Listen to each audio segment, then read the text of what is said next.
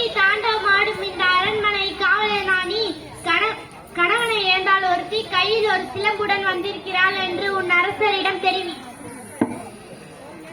அரசே, அரசே, நம் அரண்மனை வாயிலின் முன் அழுட கண்களோடும் தலைவரி கோலத்துடனும் ஒரு பெண் வந்து நிற்கிறாள்.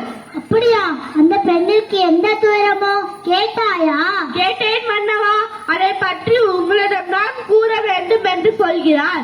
அவள் உங்களிடம் நீதி கேட்டு வந்திருப்பதாக கூறுகிறார். நீதி கேட்டு வந்திருக்கிறாளா? சரி, அந்த பெண்ணை உள்ளே அனுப்பு. சரி மன்னா. ஆன்றோர்களும் சான்றோர்களும் நிறைந்திருக்கும் அவையிலே நடுநாயகமாய் அரசர் வீட்டில் இருக்கும் அரசவைக்குள் நுழைகிறாள் கண்ணகி. இளங்கொடி போன்ற பெண்ணே, அழுத கண்களுடன் எம்மை காண வந்த காரணம் என்ன?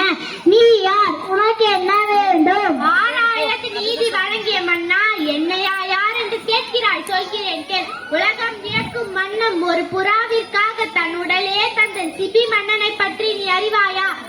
தோற்றும் பசுவை மக்கள் தேவமென வணங்க அதன் கன்றை தேர்காலிட்டு கொன்ற தன் மகனையும் அதே தேர்காலிட்டு கொன்றானே மனு நீதி சோழன், அவனை பற்றியும் நீ அறிவாயா? பெண்ணே, நான் கேட்ட வினாவுக்கு இன்னும் விடை கூறவில்லை.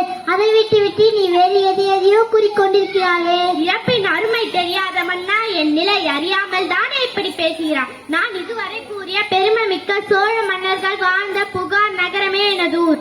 அவ்வூரில் பழியில்லா சிறப்பினை உடைய புகழ்மிக்க மாசாத்துவான் மகனாகிய கோவலன் என்பானின் மனைவி நான். ஓ, இப்பொழுது புரிகிறது. அந்த கோவலன் மனைவியா நீ?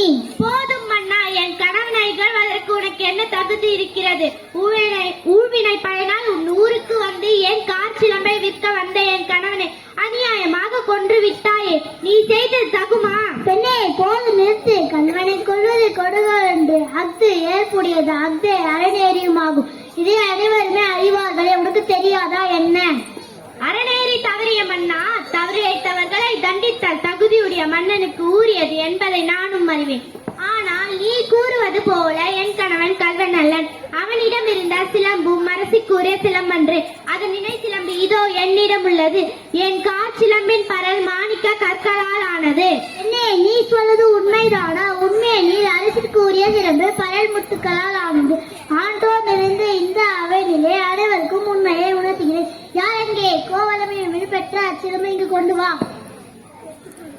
சிலம்பை பெற்ற மன்னர் அதை கண்ணகியிடம் கொடுக்கிறார். இதோ உன் கணவனிடம் கைப்பற்றிய சிலம்பு.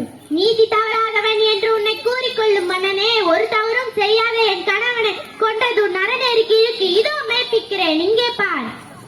கண்ணகி சிலம்பை தரையில் போட்டு உடைக்கிறாள். அதிலிருந்து மாணிக்க கல் ஒன்று அரசரின் முகத்தில் பட்டு தெரித்து விழுகிறது. தவறித்து விட்டேனே, பிறர் சொல் கேட்டு பெருமிழை செய்தேனே. யானோ அரசன், யானோ கல்வன், இதுவரை என் குலத்தில் எவரும் செய்யாத பழிச்சொல்லுக்கு ஆளாகிவிட்டேன். இனி யான் உயிரிழத்தல் தகுமா? இனி எனக்கு வெண்குற்ற குறையும் எதற்கு? செங்கோலும் தான் எதற்கு? என் வாழ்நாள் இன்றோடு முடிவதாக. பாண்டிய மன்னர் தாம் தவறாக வழங்கிய தீர்ப்பால் பழிச்சொல்லுக்கு அஞ்சி அரியணையில் இருந்து தரையில் வீழ்ந்து இறந்து விடுகிறார்.